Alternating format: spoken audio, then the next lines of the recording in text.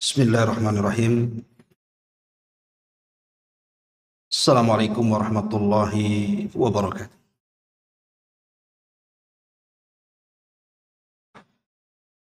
Alhamdulillah wassalatu wassalamu ala Rasulillah wa ala alihi wa sahbihi wa mawalah wa la hawla wa la quwwata illa billahi wa ba'd.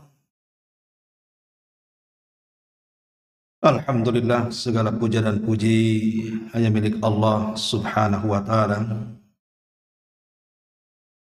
Salawat dan juga salam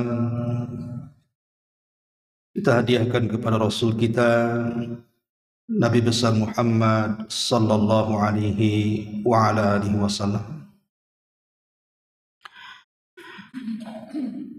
Ma'asyiral muslimin wal muslimat rahimani wa rahimakumullah.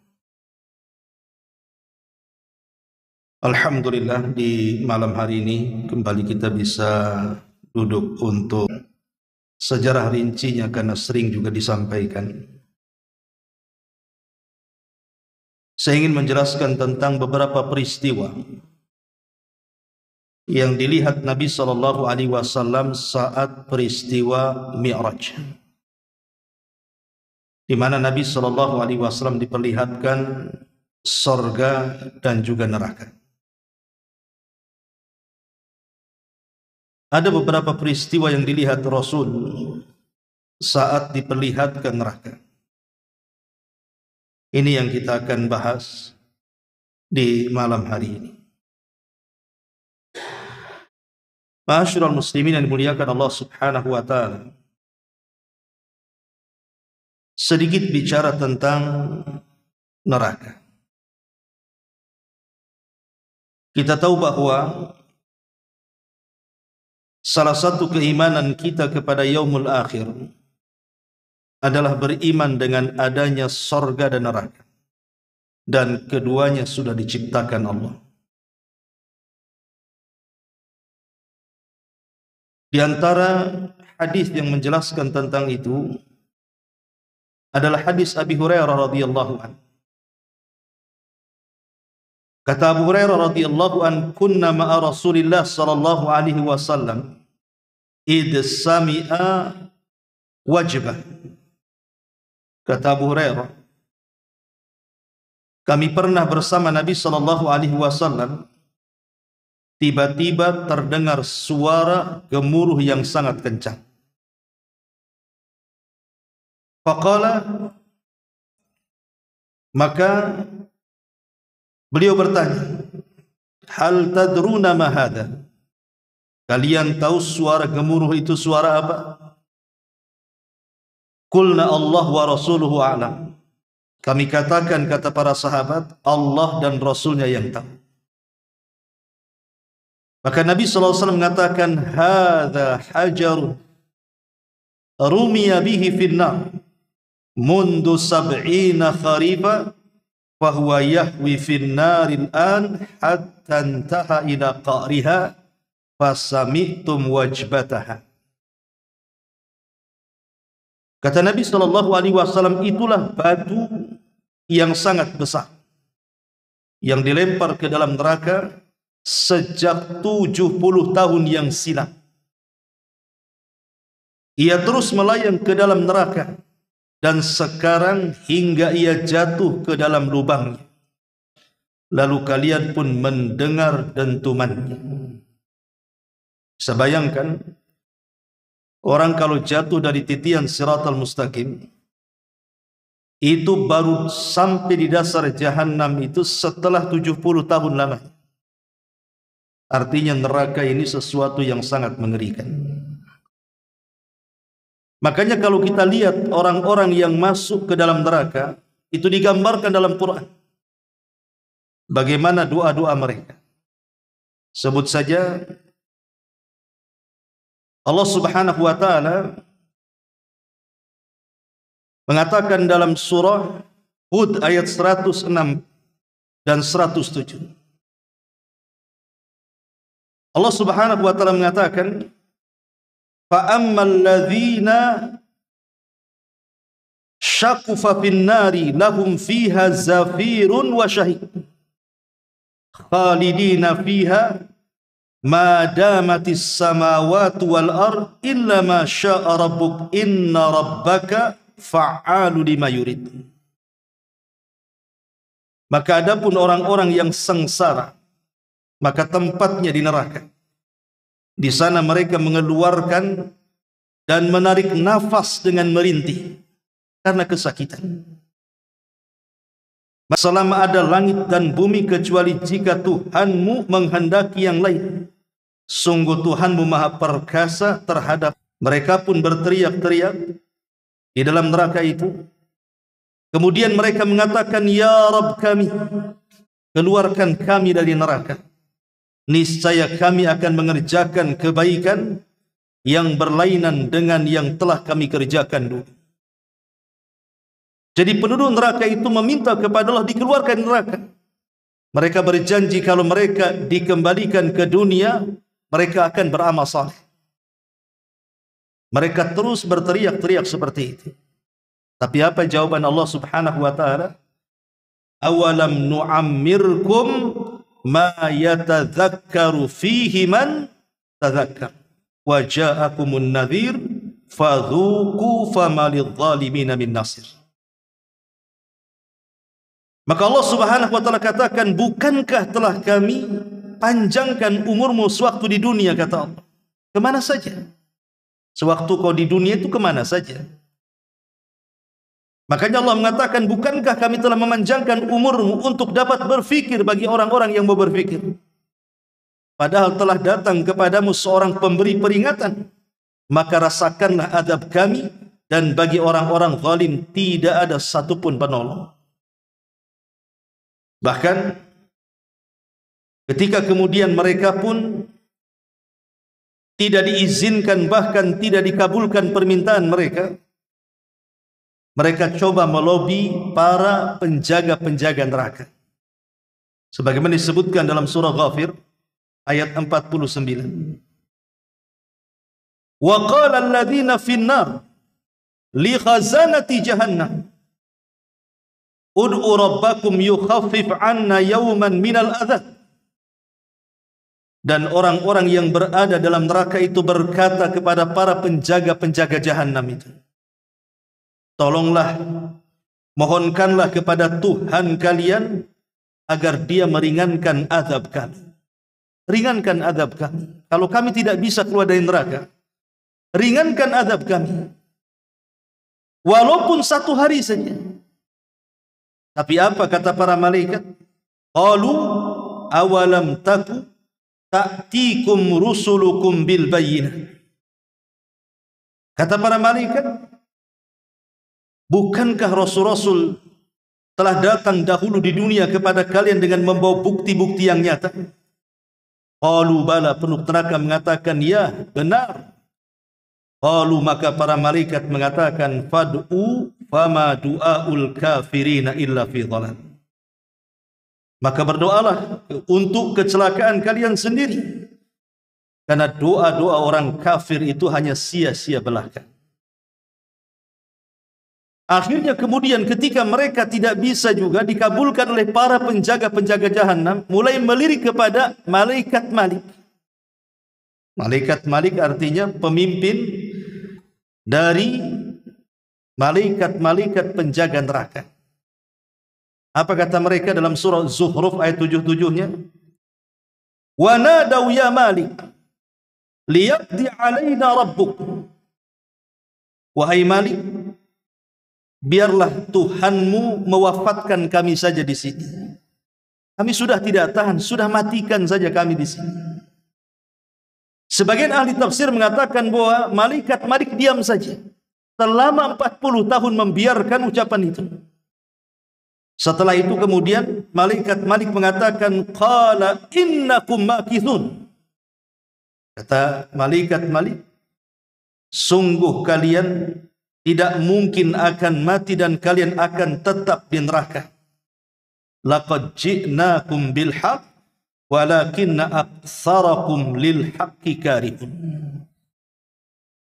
Sungguh dulu kami telah datang membawa kebenaran kepada kalian, tetapi kebanyakan di antara kalian benci dengan kebenaran itu.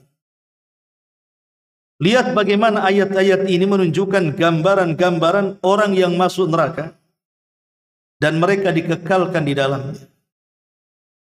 Orang yang masuk neraka itu kan ada dua kelompok. Ada kelompok yang mereka dikekalkan di dalamnya dan mereka orang-orang musyrik, orang-orang kafir, orang-orang munafik, orang-orang murtad. Tapi ada orang-orang juga yang mereka dimasukkan ke neraka tetapi dikeluarkan karena syafaat atau karena rahmat Allah Subhanahu wa taala. Baik dikeluarkan secara cepat ataupun dilamakan, tetapi ujung-ujungnya juga keluar karena syafaat dan rahmat Allah Subhanahu wa taala. Nah, yang ingin saya ceritakan adalah peristiwa dalam Isra Mi'raj itu. Nabi SAW melihat 3 peristiwa yang luar biasa di neraka. Peristiwa pertama, disebutkan dalam sebuah hadis ketika Nabi SAW diperlihatkan azab yang luar biasa. Apa azabnya? Disebutkan dalam hadis yang dikeluarkan Al-Imam Ahmad dari Anas ibn Malik radhiyallahu anhu. Nabi SAW bersabda, "Lamma araja bi rabbi," ketika Rabbku memi'rajkan aku, artinya mengangkat diriku dari Baitul Maqdis sampai ke Sidratil Muntaha. Marartu bi qaumin lahum adfar min nuhasin. Aku diperlihatkan, kata Nabi SAW, dengan sebuah kaum yang mereka memiliki kuku-kuku dari tembaga. Yahmusha wujuhahum, mereka mencakar-cakar wajah-wajah mereka sehingga rusak. Wasudurahum, dan dada-dada mereka sehingga robek-robek. Fakultu, kata Nabi SAW, kukatakan kepada Jibril, man haula'i ya Jibril, siapa mereka itu wahai Jibril? Kenapa azabnya mengerikan? Qala, maka Jibril mengatakan, haula'i alladzina ya'kuluna luhumun nas, mereka adalah orang-orang yang memakan daging-daging manusia atau bangkai-bangkai manusia. Wa yaqauna fi a'radihim, dan mereka pun mulai membongkar-bongkar kehormatan dan aib mereka. Hadis ini dikeluarkan Al-Imam Ahmad dan disahihkan oleh Syekh Nasiruddin Al-Albani rahimahullahu ta'ala dan Syu'aib Al-Arnaud rahimahullahu ta'ala. Perhatikan riwayat yang pertama. Nabi SAW diperlihatkan orang-orang yang mereka memiliki kuku-kuku dari tembaga kuningan, kemudian dicakar wajah dan dada mereka sehingga rusak wajahnya dan robek dadanya. Ketika ditanya dosa apa mereka, rupanya mereka adalah orang-orang yang ketika di dunia lisan mereka suka ghibah, suka menggibah. Pertanyaan pun muncul, bukankah ghibah itu dilakukan oleh lisan? Orang kalau menggibah itu kan lisannya yang bicara. Entah kemudian membicarakan keburukan orang, atau berdusta tentang orang, atau membongkar aib orang, itu kan pekerjaan lisan. Tapi kenapa siksanya justru mencakar-cakar wajah dan merobek-robek dada dengan kuku-kuku mereka? Harusnya kan yang diadab lisannya. Karena yang berdosa kan lisannya, kan begitu. Kenapa yang diadab kemudian harus mencakar wajah dan dada? Ulama mengatakan, kenapa adabnya seperti itu?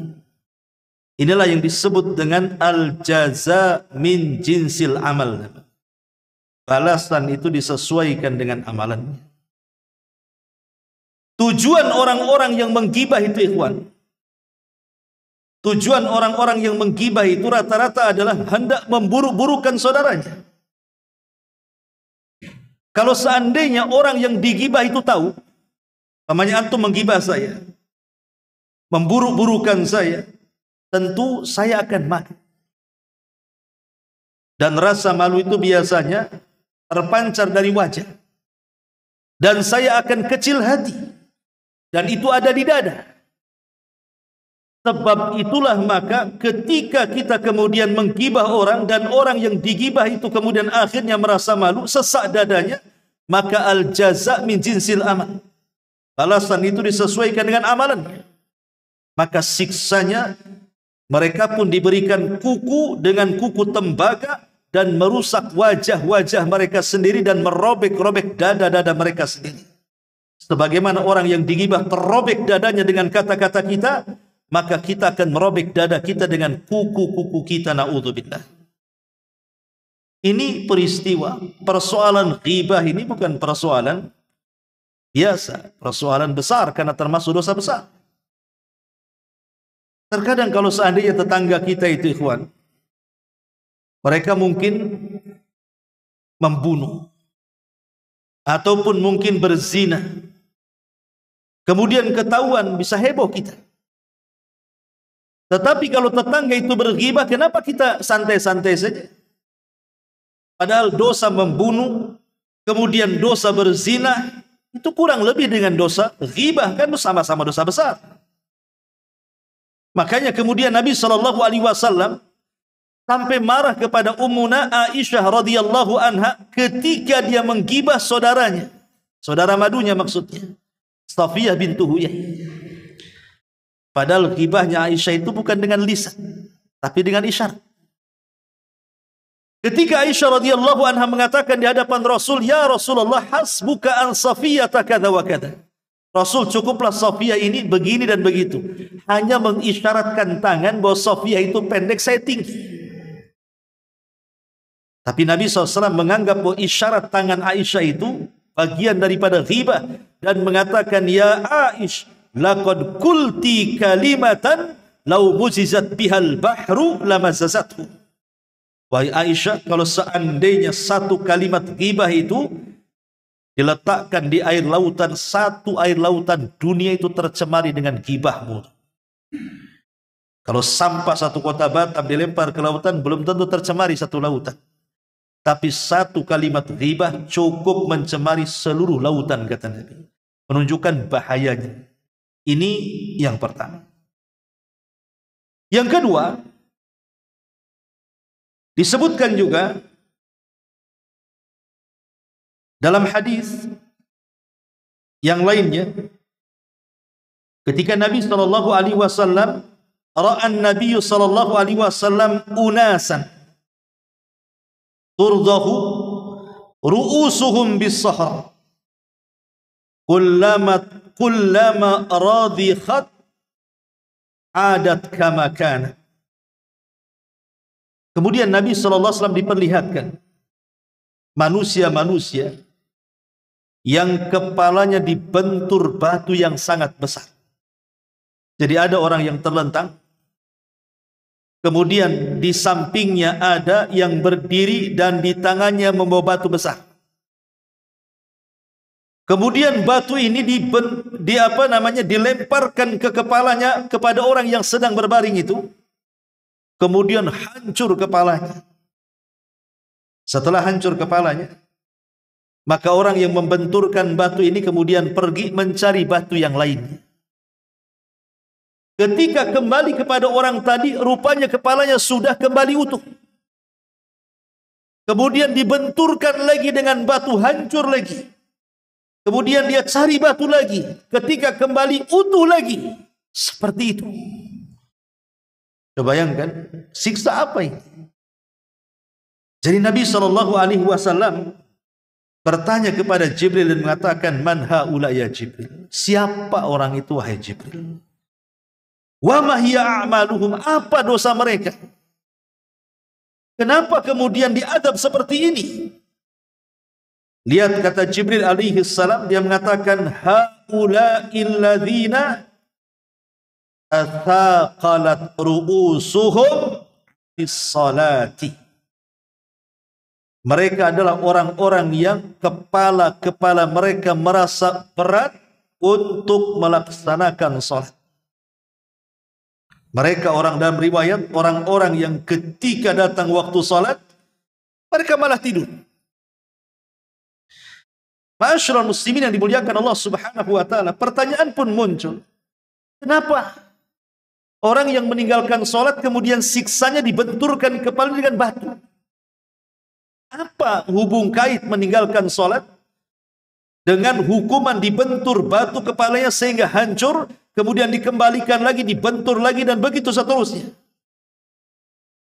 Ma'asyiral muslimin yang dimuliakan Allah Azza wa Jalla, kata para ulama, li'anna ar-ra'sa walladhi yumli 'alal insan bi ta'khiris salat. Karena yang memerintahkan orang untuk mengakhir-akhirkan waktu salat adalah otak yang ada di kepala kita. Jadi otak kepala kita itu yang berpikir sudah nanti saja, waktunya masih panjang, masih ada waktu, tenang saja, jangan salat dulu, teruskan pekerjaan, masih ada. Nanti ketika sudah mendekati waktu yang akan keluar, baru cepat-cepat dia salat. Yang lebih parahnya ketika azan, tidur pula dia. Dari sinilah kemudian kenapa siksaannya, kata Nabi SAW, seperti itu, dibenturkan kepalanya. Karena isi kepalanya itulah yang memerintahkan dia untuk mengakhir-akhirkan waktu salat sehingga keluar waktunya. Ini yang sholat, tapi di akhir-akhirkan yang Allah katakan fawailun lil musallin. Celaka bagi orang-orang yang sholat, alladzina hum an salatihim sahun, yang sholat mereka lalai. Kata para ulama tafsir, maksud lalai di sini ta'khirus sholat an mawaqitiha, mengakhirkan sholat sampai keluar waktunya. Macam mana dengan orang yang tidak sholat, coba? Ini yang sholat ceritanya, tapi mengakhir-akhirkan waktu. Azabnya sudah demikian kerasnya. Macam mana orang yang tidak sholat? Maka Allah katakan, ma salakakum fi saqar. Kenapa kalian sampai di adab neraka saqar? Maka orang-orang neraka saqar mengatakan, qalu lam naku minal musallin. Karena dulu di dunia kami tidak pernah sholat. Rupanya orang yang meninggalkan sholat, ada neraka khusus bagi mereka yang disebut dengan saqar. Na'udzubillah. Ini yang kedua. Ma'asyiral muslimin yang dimuliakan Allah Subhanahu wa taala. Kemudian yang ketiga, Nabi SAW diperlihatkan dalam peristiwa itu rajulan yasbahu fi nahri damin wa yulqabul hijaratu. Faqala an-nabiy sallallahu alaihi wasallam, man haula'i ya Jibril? وَلِمَاذَا يُعَذَّبْ فِي هَذَا النَّهْرِ مِنَ الدَّمِ وَيُلْقَمُ الْحِجَارَةِ.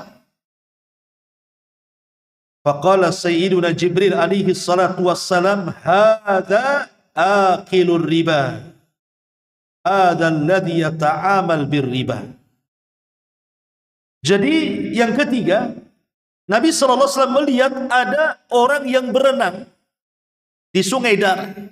Jadi sungai itu seperti darah, merah, ya. Jadi ada orang yang berenang di tengah-tengah itu. Mereka tidak bisa ke pinggir. Mereka putar-putar coba di dalam sungai itu. Karena setiap ke pinggir, maka para malaikat di pinggir-pinggir sungai itu sudah menyiapkan batu. Untuk apa? Untuk disuapkan ke mulutnya. Sehingga dia ketakutan, akhirnya kembali berenang ke tengah lagi. Setiap ke pinggir disuapi batu, kembali lagi ke... Coba bayangkan. Kita saja kalau berenang, kehabisan oksigen gitu ya, bisa mati itu. Ini disiksa betul-betul, karena tidak bisa ke pinggir. Setiap ke pinggir disuapi batu. Setiap ke pinggir disuapi batu. Na'udzubillah. Kemudian Nabi bertanya kepada Jibril, dosa apa orang ini? Maka Jibril mengatakan, orang itu akilur riba, orang yang suka memakan riba. Dan mereka bermuamalah dengan menggunakan sistem riba. Pertanyaan pun muncul seperti biasa. Kenapa orang memakan riba? Kok azabnya kayak gitu? Direnangkan di sungai darah dan disuapi dengan batu. Kok seperti itu azabnya? Na'udzubillah. Ma'asyiral muslimin yang dimuliakan Allah Azza wa Jalla, ulama mencari hikmahnya dan mengatakan li'annal murabbi, karena orang-orang yang suka meribakan atau memakan riba itu karena yastaghillu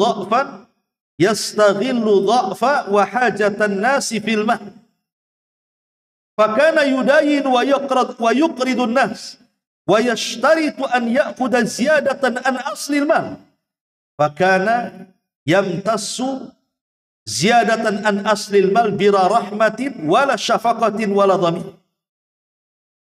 Karena orang-orang yang suka memakan riba itu, kata ulama, mereka memanfaatkan kelemahan manusia dan hajatnya manusia kepada harta, dia manfaatkan. Seperti para rentenir itu. Orang yang, kalau orang kaya, orang cukup, tidak mungkin datang ke rentenir kan. Orang yang datang ke rentenir itu kan orang-orang lemah, orang-orang yang sedang berhajat harta. Mereka bingung meminjam kemana, akhirnya ke pinjol kemana, yang ada bunganya kan di situ. Dan mereka pun menyaratkan untuk menambah ketika terjadi pembayaran. Dan biasanya orang-orang pemakan riba itu tidak ada rahmat dalam hatinya. Mereka tidak ada kasihan, tidak ada rahmat. Rentenir itu tidak ada kasihan. Lihat kasus-kasus negeri kita gara-gara penjol kan. Banyak orang bunuh diri, diteror setiap hari, didatangi debt collector dan begitu seterusnya kan. Karena tidak ada rahmat mereka sama sekali. Makanya karena mereka tidak ada rahmat sama sekali, sehingga fa inna ahlal ilmi yutlikuna ala akilir riba misasuddan. Makanya ahlu ilmi, para ulama menganggap para pemakan riba itu mereka sedang menyedot darah-darah manusia.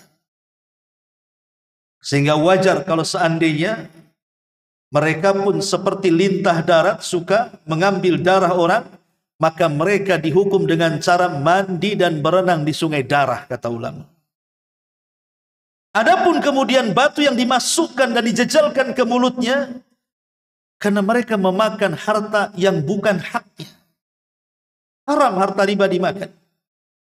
Itulah kemudian al-jaza min jinsil amal. Balasan itu disesuaikan dengan amalan. Seperti itulah hukumannya. Inilah tiga peristiwa yang mengerikan, ma'asyiral muslimin yang dimuliakan Allah Subhanahu wa taala. Dosa pemakan riba. Yang kedua, dosa penggibah. Dan yang ketiga, dosa orang yang meninggalkan salat.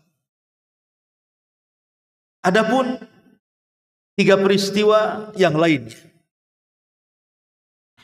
Ketika Nabi SAW masuk ke dalam sorga, Rasul pun diperlihatkan tiga peristiwa.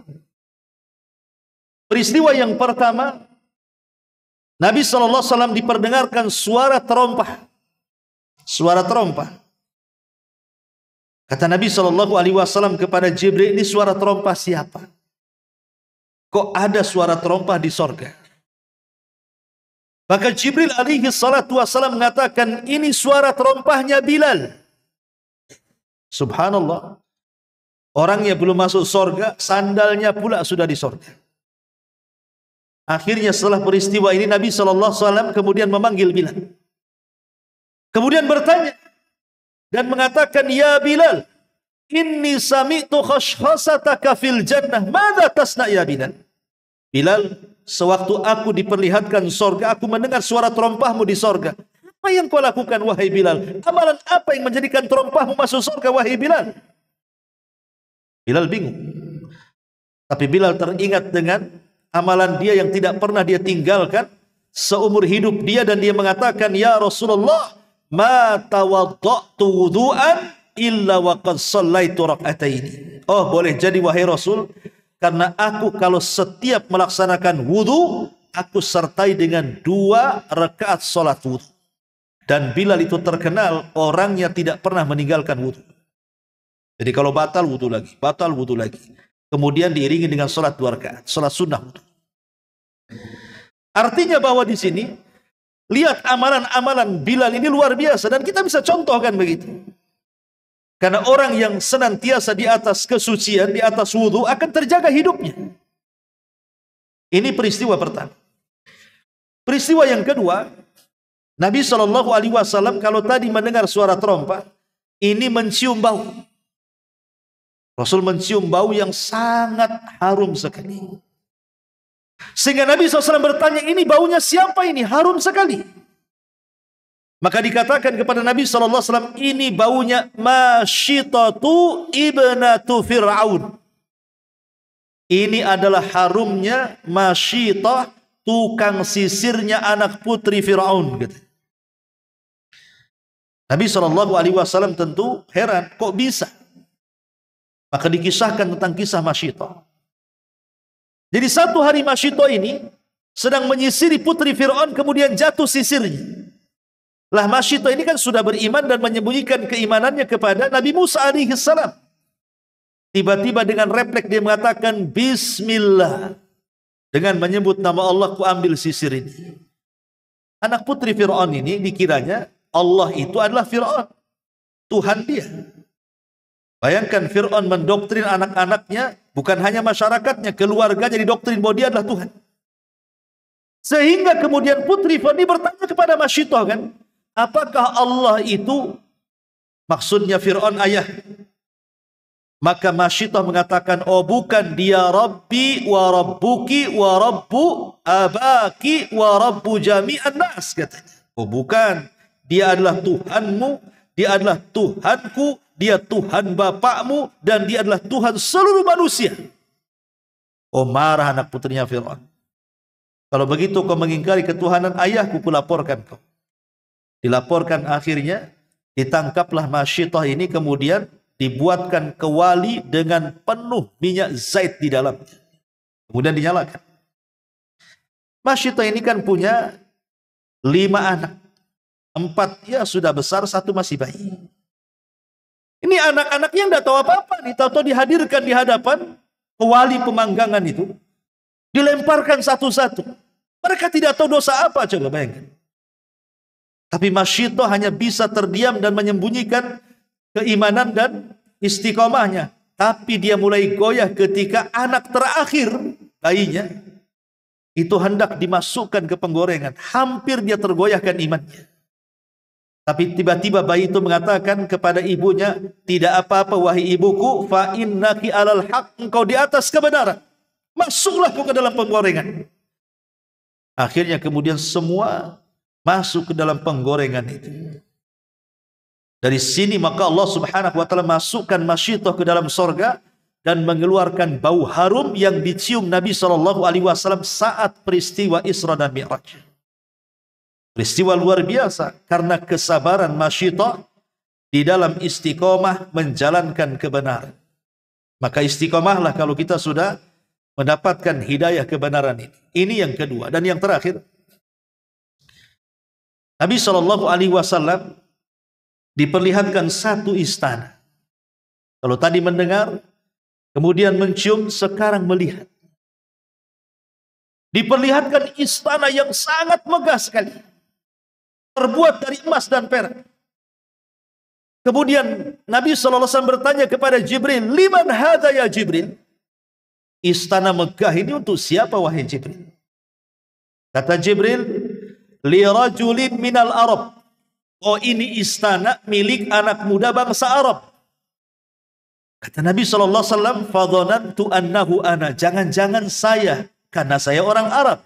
Jangan-jangan ini milik saya kan orang Arab. Maka Rasul mengatakan, ya Jibril, liman hadha? Jelaskan untuk siapa. Maka Jibril kemudian mengatakan, li rajulin min Quraisyin. Untuk satu anak muda dari bangsa Quraisy. Kata Rasul, fadhanantu annahu ana. Jangan-jangan aku kan orang Arab, aku kan orang Quraisy. Rasul makin penasaran dan mengatakan, liman hadza ya Jibril? Tolong ya Jibril, untuk siapa? Ya, kok ngulur-ngulur jawaban gini? Maka Jibril mengatakan, li Umar ibnil Khattab. Ini istananya Umar ibnil Khattab radhiyallahu anhu. Ketika kemudian mendengar istananya Umar bin Khattab radhiyallahu, ta'jub Rasul.